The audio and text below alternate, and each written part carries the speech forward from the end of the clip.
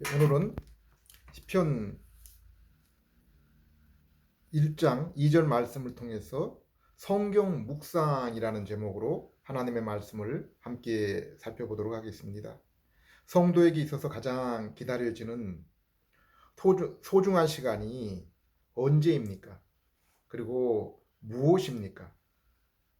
좋은 친구를 만나는 것보다, 좋아하는 운동이나 취미 생활보다, 또 멋진 곳을 여행하고 맛있는 것을 찾아 먹는 것보다 성도가 찾고 애타게 기다리는 것이 있습니다. 시편 기자는 이것을 목마른 사슴이 가뭄으로 메마른 개울 바닥에서 물을 찾는 것으로 묘사하고 있습니다. 세상에서는 모르지만은 성도는 이것이 무엇인지를 알고 있고 또 날마다 경험하고 있는 자입니다. 곧 성경을 읽고 깊이 생각하고 연구하는 것, 곧 하나님의 말씀을 묵상하는 것입니다. 시편 1편에서 시인은 이러한 사람을 복이 있는 사람이라 표현했습니다. 우리가 아는 것처럼 성경에서 말씀하는 참된 복이 무엇입니까? 하나님은 우리에게 무엇을 주시기 위해서 세상을 창조하여 우리에게 맡기시고 또한 우리를 하나님의 모습으로 지으셨습니까? 바로 하나님과의 만남, 그리고 하나님과의 교제, 그로 인해서 하나님께 찬양과 경배를 드리는 것입니다. 하나님은 창세기 1장 28절, 2장 15절을 보면은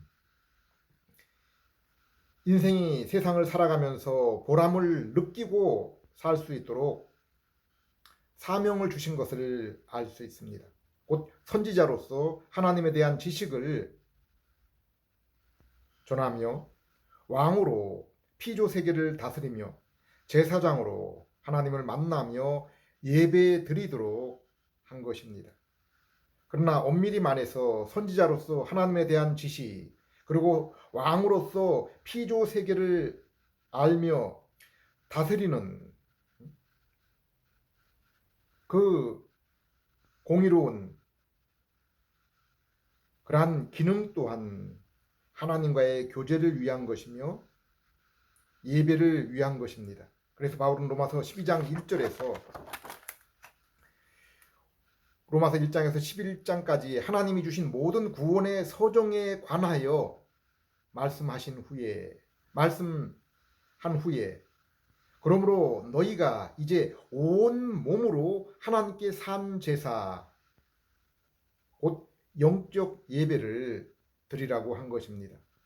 신약의 성도들 곧 오순절 성령님의 충만한 강림 후의 교회는 이러한 참된 예배에 대해서 알고 있고 또한 날마다 경험하고 있습니다. 예수님은 이에 대해서 요한복음 4장에서 너희가 참으로 예배할 때가 오나니 바로 이때라고 했습니다. 곧 신령으로 진정으로 예배드리는 그러한 때입니다. 여기 신령은 그리스도의 이름과 성령의 중생으로 믿음을 통해서 새 영혼을 입은 성도의 마음의 상태를 말하고 있습니다. 여기 진정 곧 진리는 그리스도의 말씀 곧 가르침입니다. 성도는 이처럼 새로워진 마음으로 하나님의 뜻 곧 공의와 인자의 마음과 삶으로 날마다 하나님께 예배드리며 그로 인해 하나님의 임재, 하나님의 함께 하심, 심령의 그러한 천국 지성소를 날마다 경험하고 살아가는 자들입니다. 아담은 이러한 복된 환경에서 하나님의 형상, 곧 하나님에 관한 지식, 그리고 의로움과 거룩함의 성품을 입고 날마다 하나님이 주신 사명을 기쁨으로 감당하며 더욱 하나님께 가까이 하며 더욱 진실하고 풍성한 교제를 누릴 수 있었습니다. 그러나 아담은 자신의 마음에 심겨진 이러한 율법의 기능, 곧 온전한 양심을 따라 하나님이 금지한 선악과를 먹지 말아야 했습니다. 그러나 하나님은 아담에게 자신의 선택과 의지의 자유를 허락하셨고, 아담은 사단의 유혹으로 자신 앞에 있는 더욱 영광스럽고 영원한 영광과 하나님과의 친교를 거부하고 영원한 하나님의 영광 대신에 피조물인 자신의 길을 걷게 된 것입니다. 영광을 영원한 하나님께 돌린 것이 아니라 피조물인 자신이 취한 것입니다. 그리고 아담 이후의 모든 인생은 아담의 원죄의 유전과 또한 그로 인한 본인의 그 범죄로 하나님과의 교제를 이제 경험할 수 없게 된 것입니다. 그러므로 아담 이후의 모든 인생은 하나님의 은혜 언약, 곧 창세기 3장 15절의 말씀을 따른 예수 그리스도의 구속과 성령님의 중생을 통한 믿음으로 새로운 피조물이 되지 않으면 시편 1편의 기자가 날마다 성경을 묵상하는 즐거움을 결코 경험할 수도 맛볼 수도 알 수도 없는 것입니다. 인생은 전도서 3장 11절 말씀처럼 하나님의 형상이 그들에게 남아 있어서 영혼을 사모하는 마음을 가지고 살아갑니다. 그러나 이것을 이룰 수 있는 길이 인간의 손에 주어져 있지 않습니다. 그러므로 인간 스스로의 선행과 수행, 노력, 명상으로는 결코 이것에 이룰 수 없습니다. 성경의 말씀에 따르면 모든 인생에게는 죽음 이후에 영원한 삶이 있음을 알려주고 있습니다. 곧 영생과 영벌입니다. 그리고 대부분의 사람들은 이것을 살아있는 동안에도 짐작하고 있으며 자신의 그 죄악으로 인해서 그것이 어떤 것임을, 그것이 영벌임을 짐작하며 그로 인해 죽음을 두려워하고 있는 것입니다. 또한 이러한 영벌을 애써 외면하며 윤회, 영혼 멸절, 영혼 수면 등의 사람이 만든 철학적, 종교적 논리로 성경이 말하는 그 영벌에 대해서 애써 외면하고 살아갑니다. 그러나 성경은 요한복음 14장 6절에서 분명히 예수님은 내가 곧 길이요 진리요 생명이니 나로 말미암지 않고는 아무도 하나님 아버지께 갈 자가 없다고 했습니다. 베드로도 천하에 구원을 줄 이름을 예수 그리스도 이외에는 받은 것이 없다라고 선언하고 있습니다. 성경 신구약 66권은 다른 이야기가 아닙니다. 다른 내용이 아닙니다. 오직 너희가 구원을 위해서는 너희의 죄를 십자가에서 대신 지신 예수님께 나와야 한다는 것입니다. 그리고 이렇게 믿음으로 새 생명을 얻은 성도는 이제 예수님과 같은 거룩한 삶을 살며 하나님과 동행해야 한다는 것입니다. 이처럼 새 생명을 얻은 지혜와 새 생명을 얻는 지혜와 예수님의 삶과 인격으로 변화되는 삶은 오직 성경에서 얻은 지식에서 비롯되는 것입니다. 그래서 요한복음 17장 3절에서는 하나님과 그의 보내신 자 예수 그리스도를 아는 것, 이것이 바로 영생이라고 했습니다. 하나님과의 만남이라고 한 것입니다.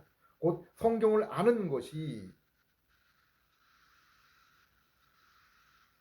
영생이요 하나님과 함께하는 것입니다. 로마 10장 17절에는 구원과 새 생명을 풍성하게 하는 믿음은 들음에서 나고 그 들음은 하나님의 말씀으로부터 나온다고 그렇게 말씀했습니다. 시편 1편에서는 참된 복을 성경을 묵상하는 자의 것이라고 했고, 마태복음 5장의 팔복에서 예수님은 중생한 자, 곧 하나님이 함께하며 하나님의 성품을 가진 자, 주님을 끝까지 따르는 자가 복이 있다고 했습니다.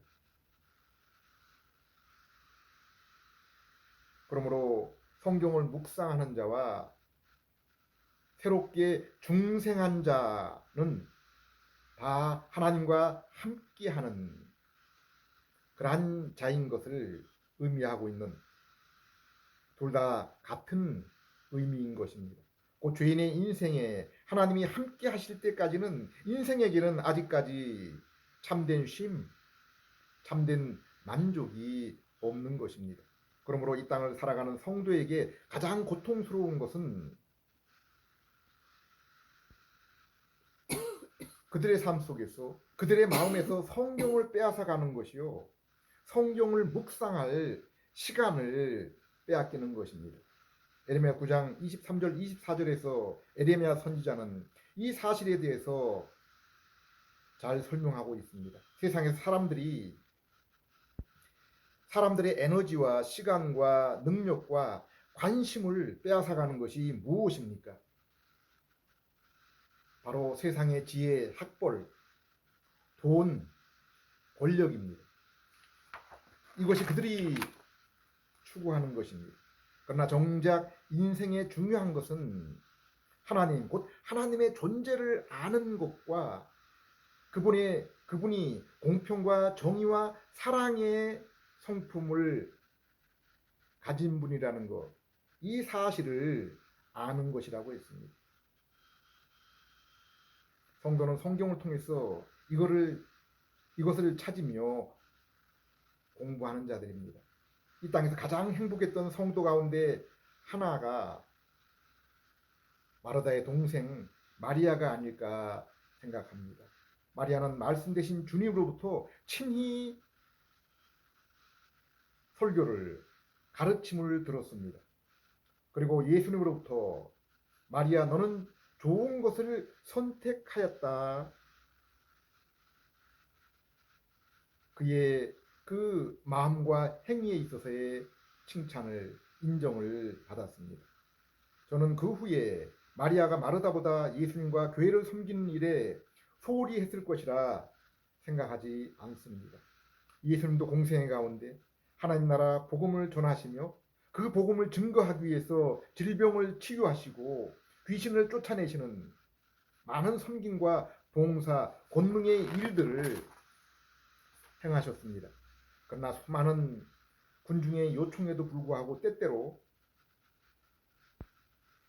그러한 선한 일들을 뒤로하고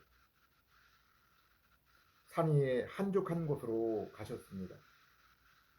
하나님과 마주하는 시간을 위해서입니다. 이처럼 하나님이신 예수님도 육신의 인성을 입으셨을 때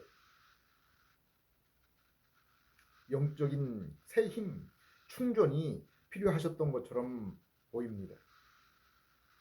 세상의 바울처럼 주님의 사역에 열심이었던 성도가 어디 있겠습니까? 그러나 이러한 바울의 마음의 중심에는 빌립보 3장 8절에서 12절을 보면은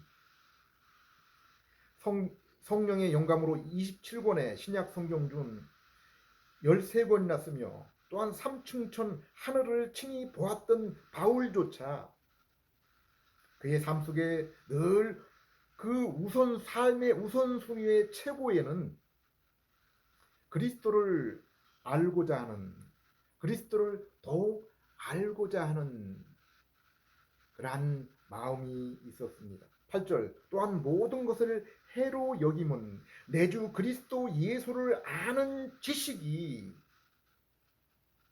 가장 소중하기 때문에, 가장 고상하기 때문이라. 요한복음 6장 27절에서 29절에서 예수님은 군중들을 향하여 너희가 썩을 양식을 위해서 일하지 말고 영생하도록 있는 양식을 위해서 일하라고 했을 때 그들이 예수님께 묻습니다. 그 일을 우리가 어떻게 해야 할 수 있습니까? 그때 예수님의 대답이 무엇입니까? 29절. 예수께서 대답하여 이르시되 하나님께서 보내신 일을 믿는 것이 하나님의 일이니라. 인생이 이 땅에서 썩지 않을 영원히 하늘에서 간직할 그 일을 하는 것은 다른 것이 아니라 하나님이 보내신 그분의 아들 예수 그리스도를 믿는 것, 믿는 일이라고 말씀하고 있습니다. 성도가 신앙생활을 하면서 성경을 읽으면서 경험하는 것은 성경은 디모데후서 3장 15절에서 17절 말씀처럼 구원의 길, 구원의 지식을 제공하며 그로 인해 예수님을 알고 성령님의 중생을 통해 주시는 믿음으로 구원을 얻게 되는데, 이처럼 구원을 얻은 성도에게 성경은 또한 그들의 영혼의 힘과 양식이 된다는 그런 사실입니다. 골로새 2장 9절 말씀처럼 교회와 성도는 곧 머리 대신 그리스도와 그분의 말씀의 공급함을 통해서 교회가 자라나게 되며 힘을 얻게 된다라고 말씀하고 있습니다. 성도 개인 또한 먼저 영적인 삶이 그리스도와 말씀의 공급으로 건강하게 될 때 육신의 삶, 다른 사람과의 관계 또한 질서와 조화를 유지하게 되는 것입니다. 오늘날 세상을 보십시오. 외로움을 이기지 못해서 우울증에 시달리며 개나 고양이 같은 반려동물을 통해서 그들의 외로움을 달래보려고 합니다. 그러나 말씀과 성령님의 도움으로 인생이 무엇인지를 깨달은 존재들은 오직 예수님을 통해서 하나님과의 만남 교제에 삶의 최우선을 두게 되며 이러한 인생에게는 더 이상 세상의 아쉬움과 미련이 남아있지 않는 것입니다. 왜 그렇습니까? 그 심령 안에 참된 쉼과 안식이 있기 때문입니다. 마태복음 11장 28절 수고하고 무거운 짐진 자들아 다 내게로 오라 내가 너희를 쉬게 하리라. 예수님이 이처럼 말씀을 따라 예수님께 자신의 모든 짐을 내려놓고 안식을 얻은 자에게 권면을 하십니다. 명령하십니다. 29절 그러므로 이제 나의 멍에를 메고 내게 배우라. 우리가 믿음으로 하나님의 아들이라는 영생과 상속자의 신분이 되고 거기에 걸맞는 새 마음 곧 그리스도의 마음을 가졌으면 이제 그리스도를 따르는 곧 계명에 순종하는 삶을 살아야 하며 성도의 삶 속에서 또한 그러한 모습들이 마땅히 나타나게 되는 것입니다. 우리의 참된 믿음은 사랑으로 역사하는 믿음이기 때문입니다.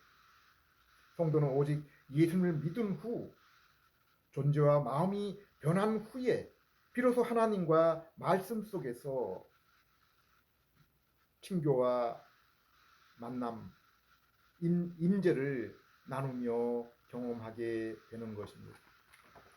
골로새 1장 13절 말씀처럼 예수님을 믿기 전 성도가 죄사함과 영생의 의를 얻기 전에는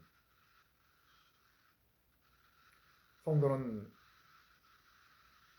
흑암 속에 살아가는 마귀의 백성, 종의 상태에 있었습니다.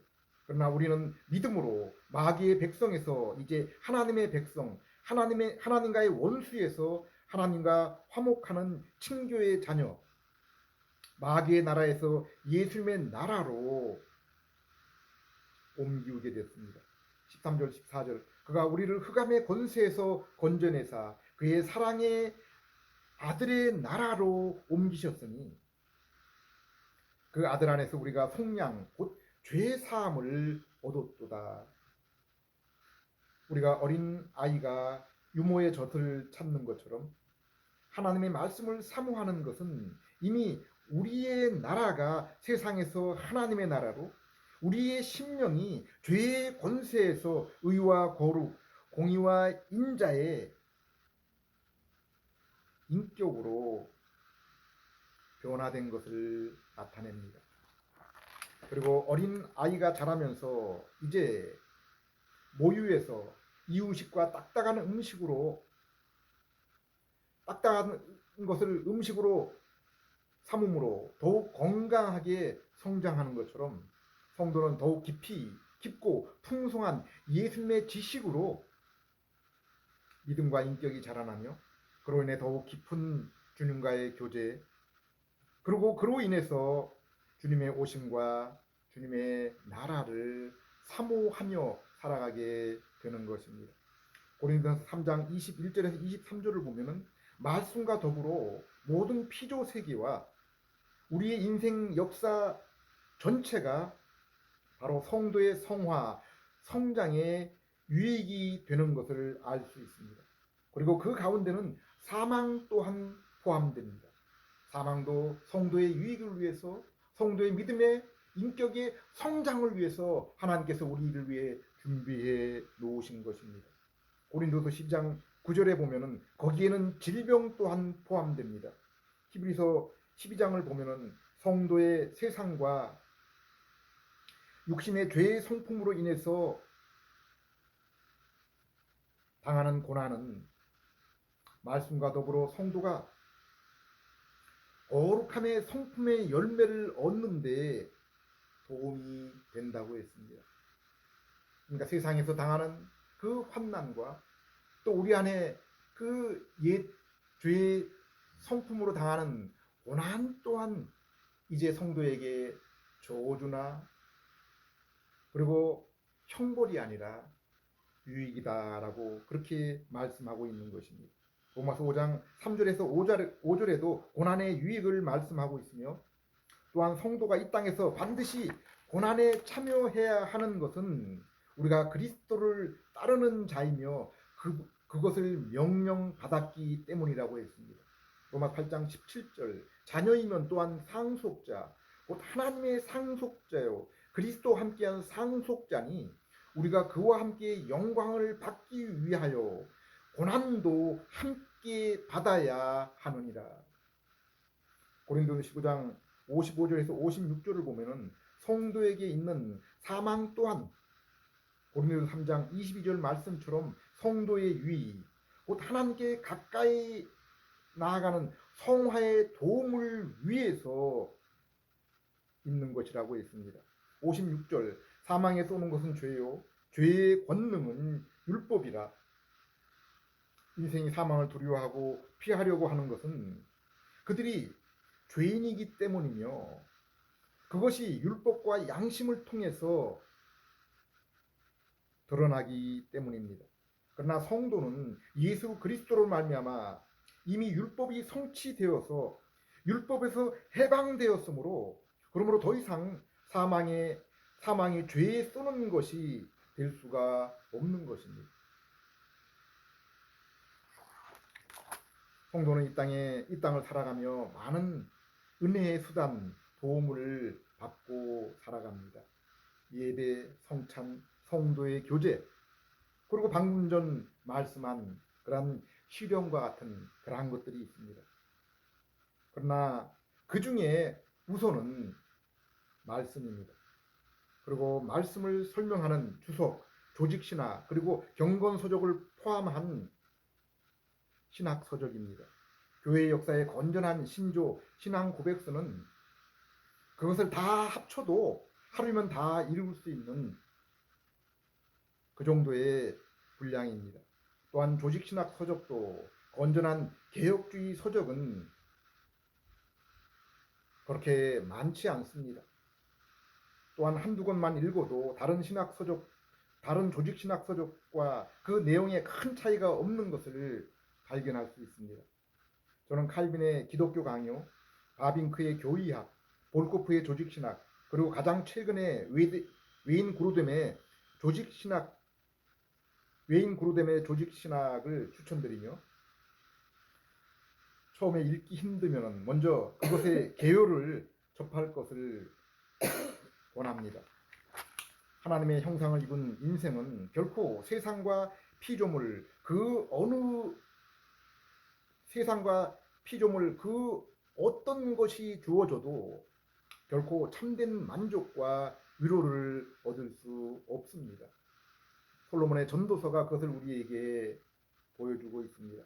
오직 영원하신 하나님과의 만남과 교제와 그로 인한 참된 예배를 드릴 때까지는 이 땅의 모든 영혼은 두려움과 떨림과 고민 가운데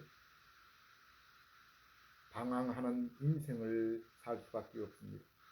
그래서 저 위대한 교부 어거스틴도 고백록에서 당신은 우리를 당신을 향해서 살도록 창조하셨으므로 우리의 마음이 당신 안에서 안식할 때까지는 평안하지 않습니다.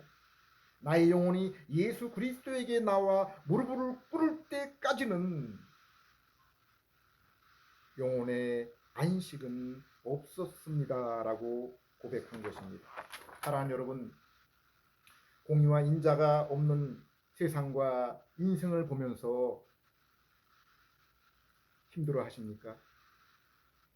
먼저 성경을 들고 천천히 읽으십시오. 그 가운데 주님을 찾으십시오. 구하라 그리하면 주실 것이요, 찾을 것이요, 두드리라 그리하면 열릴 것이니. 이 시간 성령님께서 말씀을 읽는 심령, 설교를 듣는 영혼에게 찾아오셔서 예수님을 만나고 의와 거룩, 공의와 인자의 성품으로